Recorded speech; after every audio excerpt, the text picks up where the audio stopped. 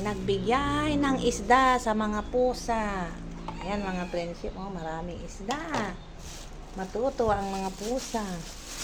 7 kilong isda. O ano? Oh, naantay nila, oh.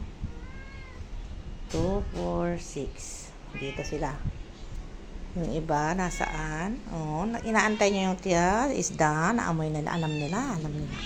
Alam nila, narinig nila na may nagbigay ng isda sa kanila. Favorite nila isda. Madalang kasi silang makatikim ng isda, mga friendship. Ayan.